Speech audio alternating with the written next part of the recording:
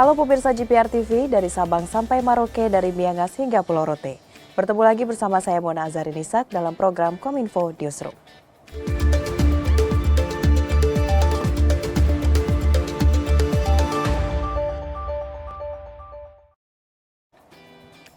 Pemirsa, mengawali informasi pertama, bertepatan Hari Peduli Sampah Nasional yang jatuh hari ini 21 Februari 2022, Dirjen KLHK Pengelolaan Sampah Limbah dan Bahan Beracun Berbahaya Rosa Vivin mengajak seluruh masyarakat untuk melakukan aksi kelola sampah lewat program Kampung Iklim dan Perhutanan Sosial.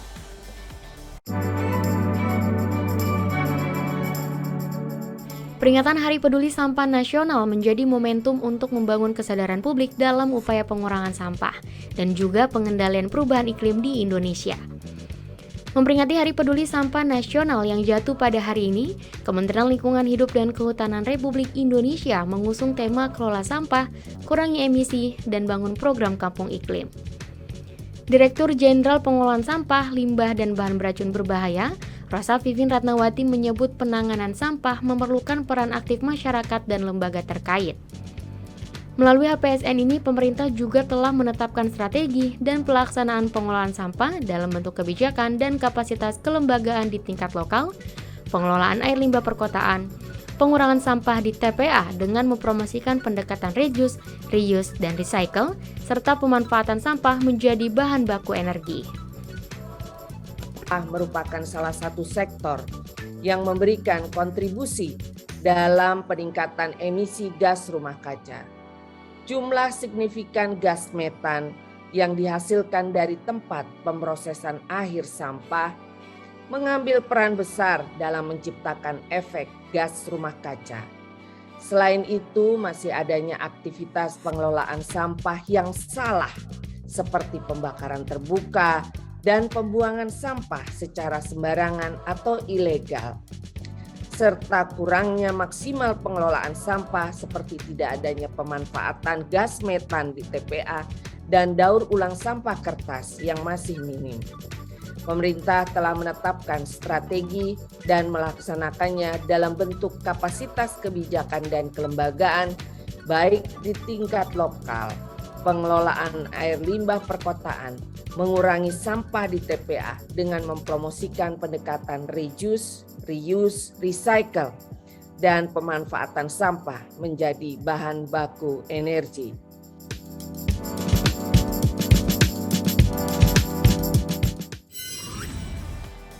Pemirsa, setelah Kementerian Pertanian menggelar One Day with Indonesian Coffee, Fruits and Floriculture atau ODICOF, permintaan ekspor suplemen pakan ternak meningkat tajam. Peningkatan ini juga merupakan salah satu upaya Kementerian Pertanian untuk meningkatkan ekspor komoditas pertanian melalui kegiatan promosi dan pameran.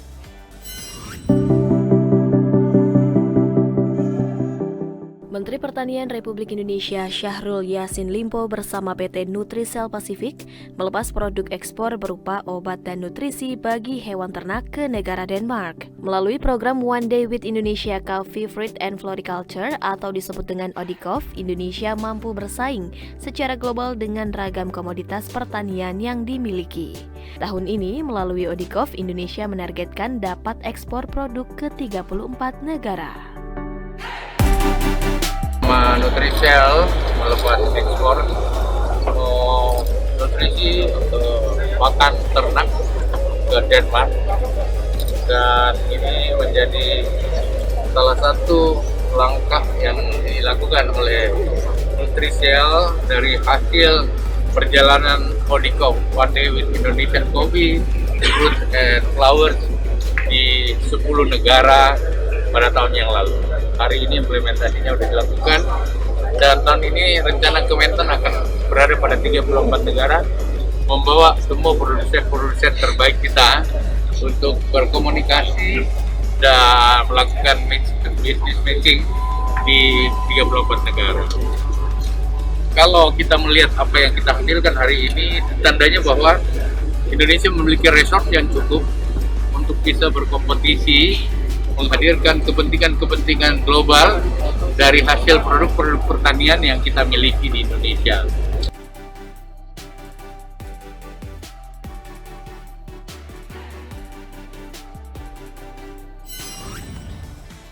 Pemirsa, informasi selanjutnya bertepatan Hari Bahasa Ibu Internasional pada 21 Februari 2022, Profesor E. Amiluddin Aziz selaku Kepala Badan Pengembangan dan Pembinaan Bahasa mengatakan pihaknya telah meluncurkan super apps bernama Halo Bahasa. Aplikasi Halo Bahasa merupakan inovasi yang dibangun Badan Bahasa untuk memberikan layanan penggunaan bahasa Indonesia yang baik bagi masyarakat.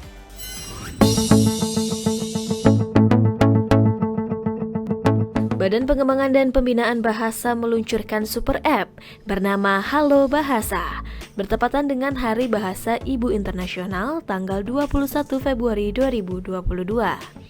Aplikasi ini merupakan integrasi dari semua produk pengembangan dan pembinaan bahasa. Kepala Badan Pengembangan dan Pembinaan Bahasa, Profesor E. Amiluddin Aziz mengatakan, aplikasi Halo Bahasa sebuah bentuk inovasi yang dibangun Badan Bahasa untuk memberikan layanan bagi masyarakat. Aminuddin menyebutkan produk yang dapat diakses dalam Halo Bahasa yakni Kamus Besar Bahasa Indonesia, data pokok kebahasaan, senarai padanan istilah asing Indonesia, uji kemahiran bahasa Indonesia bagi penutur asing, dan produk lain. Selain itu, Aminuddin juga menjelaskan Halo Bahasa dapat digunakan untuk melaporkan penggunaan bahasa yang menyalahi Undang-Undang Nomor 24 Tahun 2009 dan Peraturan Presiden Nomor 63 Tahun 2019. Bertepatan dengan peringatan Hari Bahasa Ibu Internasional, saya mengajak sahabat bahasa untuk mengunduh dan menggunakan aplikasi ini. Dengan super app Halo Bahasa, kita akan saling terhubung dalam semangat mengutamakan bahasa negara. Tentunya kami sangat mengharapkan saran dan umpan balik dari sahabat bahasa demi perbaikan super app ini. Dengan mengucapkan Bismillahirrahmanirrahim, kami luncurkan super app Halo Bahasa. Selamat menggunakan. Wassalamualaikum warahmatullahi wabarakatuh. Pemirsa, kita ke informasi lainnya. Presiden Joko Widodo membuka Rapat Kerja Nasional Badan Nasional Pencarian dan Pertolongan tahun 2022 di Istana Negara pada Senin 21 Februari 2022. Dalam sambutannya, Presiden memberikan 5 pesan penting. Salah satunya meminta kepada Basarnas untuk tidak ketinggalan dengan teknologi. Dalam Rakernas 50 tahun emas Basarnas, Presiden Joko Widodo menegaskan 5 hal penting kepada Basarnas. Pertama adalah Basarnas harus memperbanyak inovasi dengan memanfaatkan teknologi dengan cara cepat beradaptasi dengan perkembangan teknologi saat terkini. Kedua, peningkatan potensi SDM. Dalam hal ini SDM SAR harus memiliki kompetensi yang tinggi dan keahlian yang relevan dengan situasi saat ini. Selanjutnya, Presiden juga menegaskan agar Basarnas mampu untuk bersinergi dan berkolaborasi serta melibatkan seluruh elemen masyarakat, semua potensi dan hindari ego sektoral. Selain itu, pentingnya memperkuat pencegahan mitigasi dan antisipasi. Yang juga sangat penting, lakukan edukasi, pelatihan-pelatihan teknis SAR secara masif kepada masyarakat.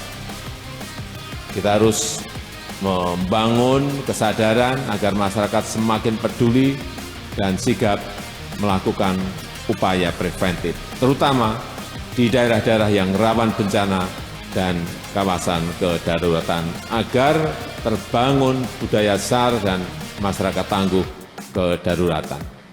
Terakhir, saya harapkan Rakernas ini melahirkan gagasan-gagasan yang inovatif, yang implementatif, terobosan-terobosan penting untuk meningkatkan pelayanan Basarnas kepada masyarakat.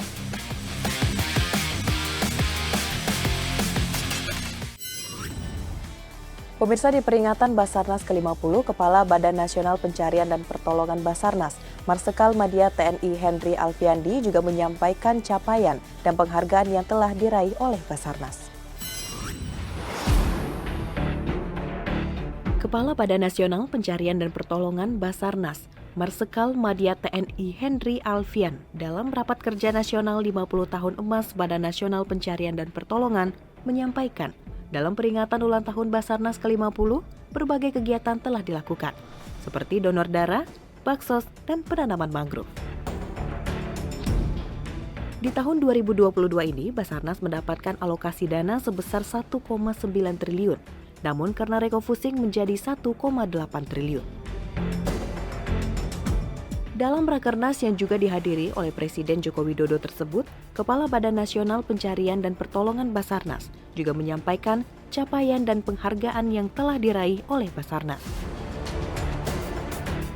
Dalam merespon kebijakan dari Presiden Joko Widodo bahwa saat ini pemerintah memprioritaskan pembangunan bidang sumber daya manusia, Basarnas turut serta aktif dalam program tersebut. Sejalan dengan kebijakan Bapak Presiden bahwasannya pemerintah saat ini memprioritaskan pembangunan bidang sumber daya manusia, maka Basarnas turut serta aktif dalam program tersebut. Pembangunan sumber daya manusia di lingkungan Basarnas bukan hanya terhadap ASN Basarnas, akan tetapi juga pengembangan kompetensi SAR di luar pegawai Basarnas, atau dikenal dengan nama potensi SAR, baik itu yang berasal dari dalam negeri maupun negara tetangga.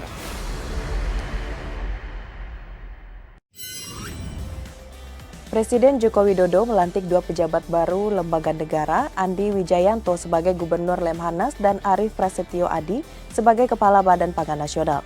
Sebelumnya Andi merupakan mantan Sekretaris Kabinet periode pemerintahan Jokowi pada November 2014 hingga Agustus 2015. Sedangkan Arief merupakan Direktur Utama PT Raja Wali Nusantara Indonesia.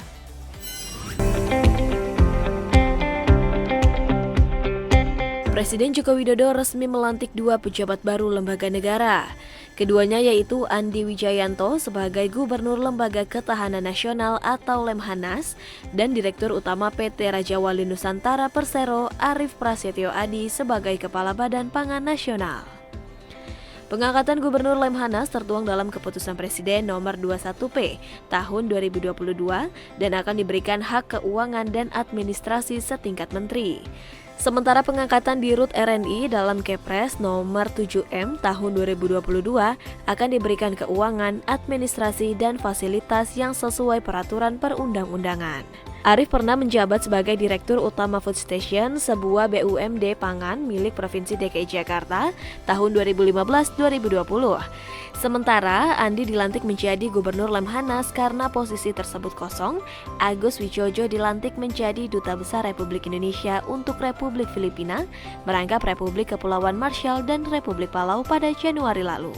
Arahan dari Bapak Presiden adalah melakukan penguatan transformasi Lemhanas sehingga sesuai dengan tantangan geopolitik abad ke-21 sehingga Lemhanas bisa menjalankan fungsinya sebagai lembaga pendidikan untuk mencetak kepemimpinan nasional serta menjadi dapur kajian strategis bagi Presiden untuk isu-isu lokal, regional, dan global, serta Lemhanas menjalankan fungsinya untuk melakukan pemantapan nilai-nilai kebangsaan. Sepertinya kita memang harus bersinergi, berkolaborasi dengan seluruh kementerian, lembaga, stakeholders pangan yang ada. Juga kita akan melibatkan beberapa pihak seperti kementerian terkait, Kementerian BUMN, Kementerian Pertanian, Kementerian Perdagangan, Kementerian Perindustrian, Kemenko Perekonomian, seluruh stakeholder pangan lainnya, asosiasi-asosiasi peternak, nelayan, petani, kemudian kita akan sinergikan secara bersama-sama. Tujuan mulia ini tidak akan bisa berhasil apabila hanya dikerjakan oleh Badan Pangan Nasional saja tentunya, sehingga hari ini mari kita bersatu untuk kemajuan masyarakat Indonesia. Pemirsa, setelah jeda pariwara kami akan kembali dengan berbagai informasi menarik lainnya. Tetaplah bersama Kominfo Newsroom.